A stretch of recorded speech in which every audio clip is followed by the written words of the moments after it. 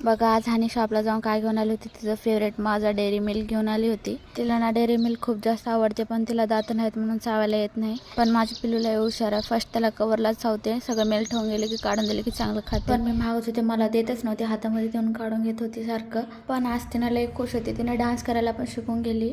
पण कोणाचं लग्न होते की म्हणून तिने वेट करत आहे, आता कोणाच्या तर लग्नामध्ये तिला डान्स करायचंच आहे। डेअरी मिल्क तर खाऊन टाकली होती, आता संध्याकाळी माझं प्यायचं होतं। मॅडमला तर फ्रेश अप होऊन मस्तपैकी थांबून माझं पित होते, तिला काढून दिलं, मला तरी पण रडत होती, तिला स्वतः पियायचं होतं म्हणून तिला देऊन टाकून दिलं होतं। ते नाही गेलं तर तिला रडते, पण डोळ्याला पाणीच येत नाही तिला। संध्याकाळी हानीच्या पप्पाला ड्युटीला जायचं होतं म्हणून त्यांनी बाहेर गाडीपर्यंत घेऊन गेले होते, पण तिने येतच नव्हती माझ्याकडे। हानीचे तर पप्पा गेले होते, इकडे लगेच माझा भाऊ पण आला होता, पण हानी सारखं त्याच्या तोंडाला बघत होती, मला आड करत होता। पण हानीच्या मनात काय चाललं होतं की आज आमच्या घरी नवीन कोणतरी आलं म्हणून घेत होती काय की स्वयंपाक तर करायचा होता, काय करावं काय कळत नव्हतं म्हणून आज दोघत होतं, खिचडी करायचं होतं पण त्यासाठी सगळं कट करून गेले होतो।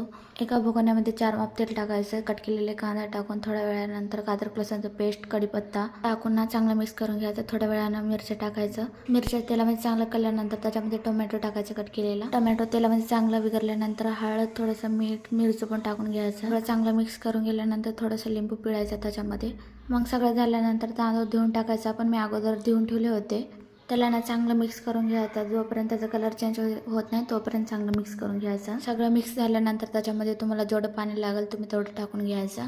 वरून थोडीशी कोथिंबीर टाकून घ्यायची, माझ्याकडे थोडीच होती। खिचडी तर झाली होती, इकडे भाऊ जायला रेडी झाला होता, मग त्याला आम्ही बाहेर वाट लावायला गेलो होतो। पण हानीच्या मामाचं सगळं लक्ष हानीकडेच होतं, हानीलाच बोलत चालला होता, पण हानी त्याच्याकडे बघतच नव्हती। भाऊ तर गेला होता, हानीला तर खूप जास्त भूक लागली होती, मग तिला आणलं मध्ये लगेच। तिला ना चारवा गेले की काहीतरी ऍक्टिंग करते, म्हणून तिला खेळायला काहीतरी द्यावं लागते, नंतर चारवा लागते।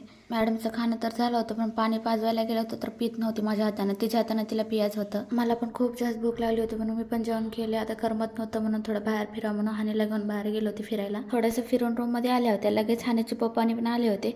आल्यानंतर थोडं बापले मजा मस्ती करत होते, तिला ना गाणे लावायला शिकवत होते, पण तिला येतच नव्हतं। त्याने जर लावलं की हसत होती। तुम्हाला पण दाखवते हानीच्या मग गाडीमधला आवाज कसा आहे ते।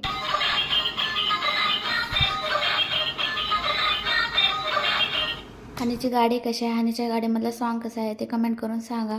तर चला मग बाय, नेक्स्ट व्हिडिओमध्ये भेटूया।